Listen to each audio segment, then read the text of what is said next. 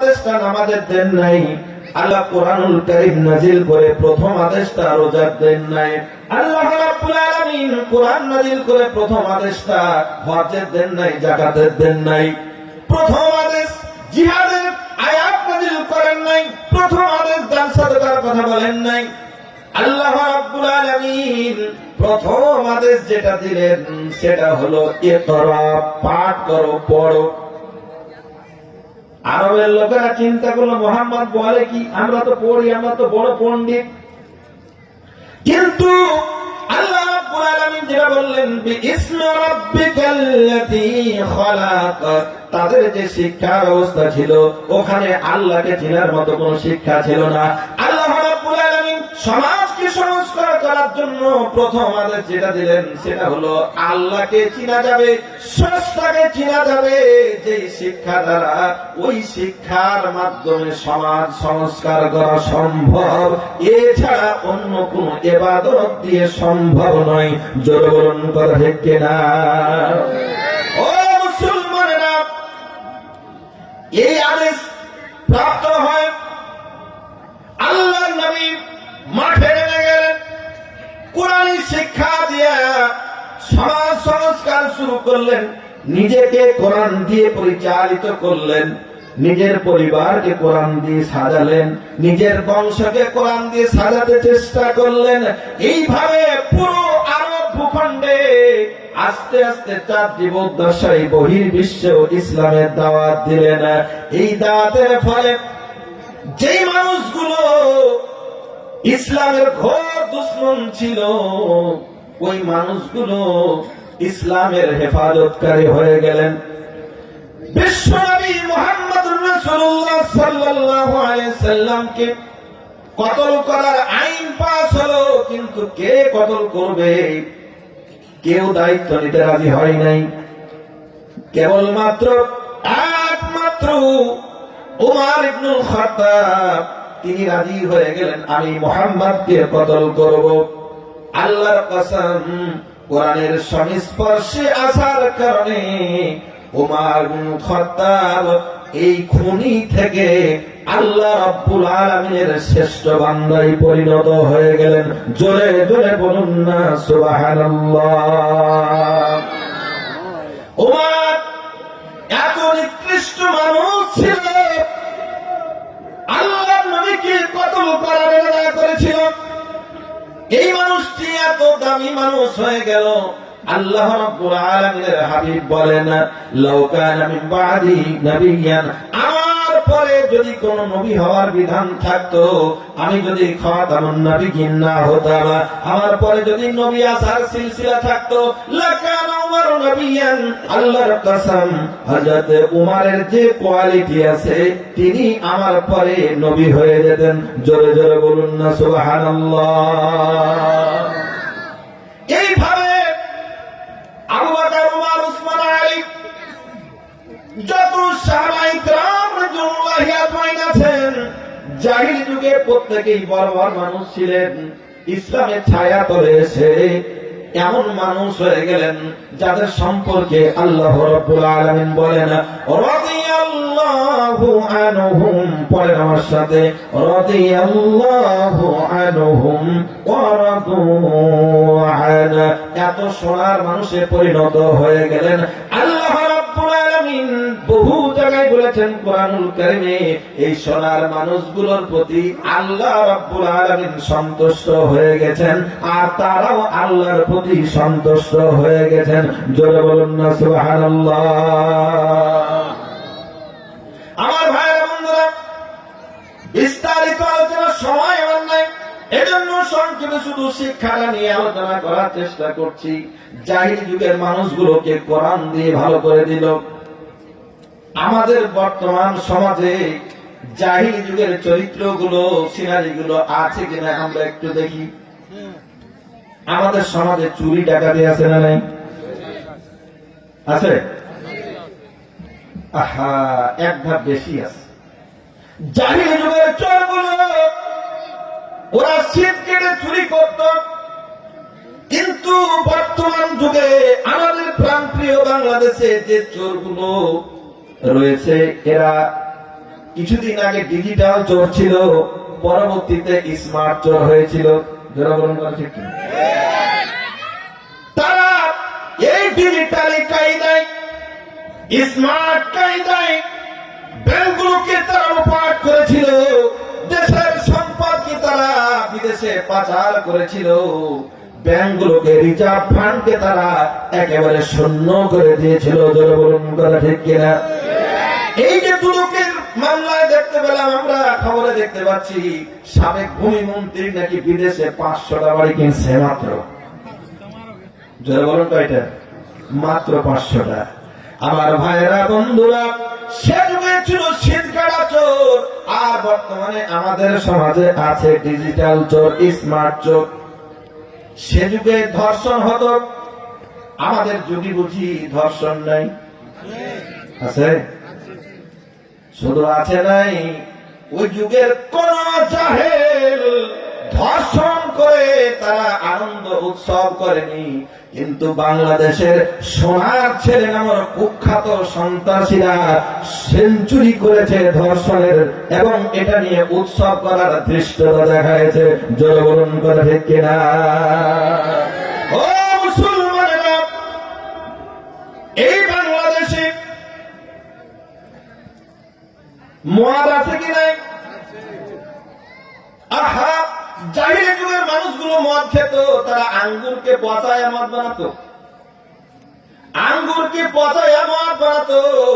এক ধরনের মদ ছিল তাদের, একটাই মদ খেত। আর আমার বাংলাদেশে জাহিলি যুগকে ছাড়াই গিয়া হরেক রকমের মাদক আমাদের সমাজে আছে না নাই? তারি ছিল আগে, তারি তখন হয়ে গেছে, বিলুপ্ত হয়ে গেছে।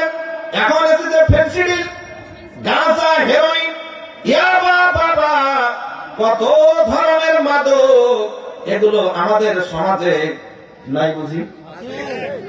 এই আপনাদের এই অঞ্চল আছে না নাই? আহা, শুধু আছে না, এটা ব্যবসা করে, এটা দিয়ে ব্যবসা করে এক একজন কোটিপতি হয়ে যাচ্ছে। ধরুন কথা ঠিক কিনা? শুধু মাদক সাধারণ মানুষ খাচ্ছে, বিক্রি করছে তা নয়।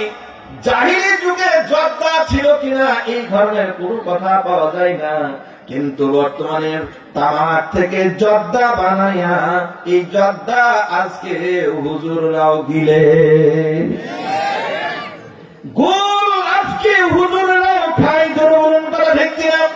তাহলে বোঝা গেল জাহিলি যুগের মাদক যেগুলো ছিল তার চাইতে শতগুণ পাওয়ার নিয়ে এই মাদক আমাদের দেশে রয়েছে। জোরে বলুন কথা ঠিক কিনা? আমার ভাইয়েরা, বন্ধুরা, জাহিলি যুগের মারামারি ছিল, আর বাংলাদেশে বুঝি কোনো মারামারি নাই? আছে? আপনার রাজনৈতিক প্রতিপক্ষ হলে আগে খতম করে দাও, যে কোনো প্রকারে তাকে নিঃশেষ করে দাও, ছড়ায় দাও জমিন থেকে। নানা ভাবে আজকে খুন খারাপি চলছে, গুম করে দেওয়া হচ্ছে। আমার ভাইরা, সবচাইতে কষ্টকর বিষয় হচ্ছে শুধুমাত্র কোরআনুল কারীমের পক্ষে কথা বলার কারণে, কোরআনের সমাজ বিনির্মাণ করার ইচ্ছা পোষণ করার কারণে কোরআনের ধারক ও বাহকদেরকে মিথ্যা মামলা দিয়া ফাঁসির কাস্টে ঝুলাইয়া জেলখানায় বিষ প্রয়োগ করে আজকে হত্যা করা হয়েছে। জোরে জোরে বলুন না কথা ঠিক কিনা? জাহিলি যুগের কোন উপকরণটা আমাদের দেশে নাই?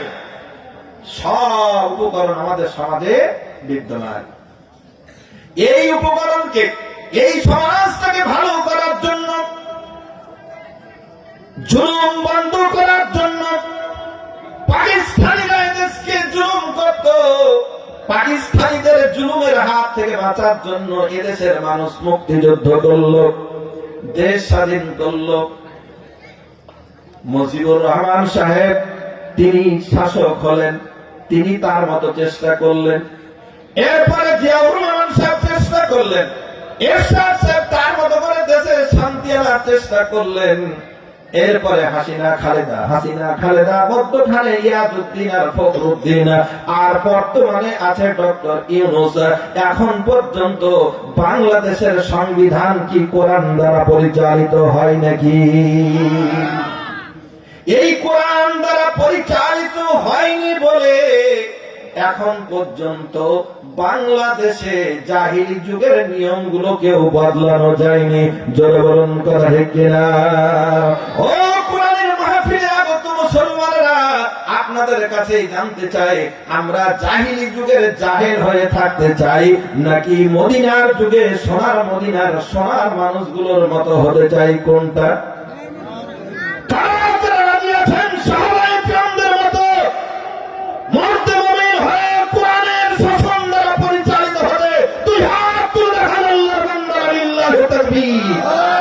কোরআনের আলো আরে ঘরে নয়, সংসারে আলো। কোরআন আছে যেখানে, আল্লাহ কবুল করুন, জরুর আমিন। সংসদে কেন জ্বালবেন? কারণ ঘরে জ্বাললে ঘরেই থাকবে, সবাই পাবে না। সংসদে জ্বাললে সবাই এর সুফল পাবে। জোরে বলুন ইনশাআল্লাহ। একটু ছোট্ট উদাহরণ দিই। এই যে আমাদের এলাকায় পানির ট্যাঙ্কি আছে, মনে করেন রামচন্দ্র ঘাটে কি আছে? পানির বিশুদ্ধ পানির ট্যাঙ্কি আছে। বাড়ি বাড়ি এখন টিউবওয়েল গুলো মার খেয়ে গেল, বাড়ি বাড়ি বিশুদ্ধ পানি দেওয়ার জন্য কি হলো? ট্যাঙ্কি হয়ে গেল। এখন যদি চেয়ারম্যান সাহেব মনে করে আমার ইউনিয়নবাসীকে সকলকে আমি শরবত খাওয়াবো, বাড়ি বাড়ি না গিয়ে পারবে কি পারবে না? পারবে। ওই ট্যাঙ্কির উপর কয়েক বস্তা চিনি যদি ঢেলে চলে আসে, সবার বাড়িতে বাড়িতে শরবত যাবে কি যাবে না? আরো জোরে বলুন, যাবে কি যাবে না? যাবে। চেয়ারম্যান সাহেব মনে যদি করে রাগ করে আমার ইউনিয়নের মানুষ এরা খুব খারাপ, আমাকে সবাই ভোট দেয়নি, আমি সবাইকে গোবর খাওয়াবো, পারবে কি পারবে না? রাতের আধারে যদি কয়েক গাড়ি গোবর দিয়ে চলে আসে আপনার বাড়িতে, ওই গোবর মিশ্রিত পানি যাবে কি যাবে না? আরো বলুন, যাবে কি যাবে না? বাংলাদেশের ট্যাঙ্কি হলো সংসদ ভবন। এদেশের আইন যদি কোরআন দ্বারা পরিচালিত হয়, এই কোরআনের সুফল, কোরআন দ্বারা পরিচালিত দেশের শান্তি, আপামর জনতা, তৌহিদি জনতা দেশের প্রত্যন্ত অঞ্চল থেকে আরো প্রত্যন্ত অঞ্চলে সবার ঘরে ঘরে এই শান্তি পৌঁছে যাবে। চলুন বলি কিনা? আর যদি ওই মশারু, মদখোর, ঘুষখোর, জেলাখোর, ওই টাকলা মুরাদের মতো লম্পট চরিত্রের নেতা যদি সংসদে থাকে, সমাজের প্রত্যেকটা ঘরে ঘরে মদ পৌঁছে যাবে, খুনি পৌঁছে যাবে, ধর্ষক পৌঁছে যাবে। চলুন বলে ঠিক কিনা? আমরা কি এই গোবর খেতে চাই না শরবত খেতে চাই? জোরে বলুন, গোবর না শরবত? কারা চান জোরে বলুন, দুই হাত দেখেন। আল্লাহর বান্দা, লিল্লাহি তাকবীর। আল্লাহ কবুল করুন, জোরে বলুন আমিন। কোন একদিন এদেশের আকাশে কালিমার পতাকা তুলবে, সেদিন সবাই আল্লাহরই বিধান পে দুঃখ বেদনা ভুলবে।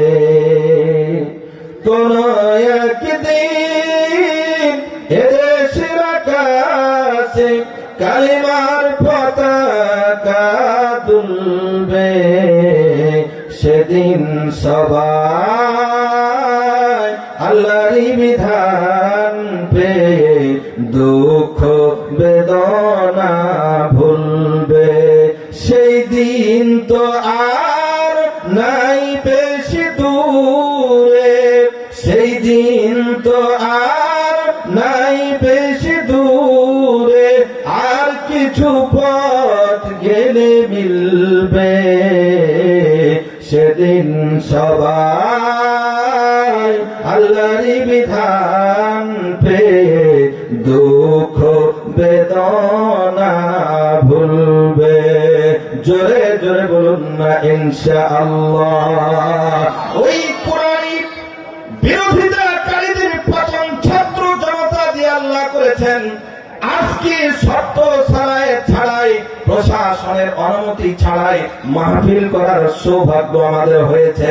ও মুসলমানেরা, এই সুযোগটাকে কাজে লাগিয়ে কোরআনের ময়দানে কোরআনের পক্ষে যদি আমরা অবস্থান গ্রহণ করতে পারি, আগামী দিনে বাংলাদেশের যে সরকার পরিচালিত হবে সেই সরকারটা হবে কোরআনী সরকার। জোরে বলুন ইনশাআল্লাহ, আর জোরে বলুন ইনশাআল্লাহ। লিল্লাহি তাকবীর। আমার ভাইরা বন্ধুরা,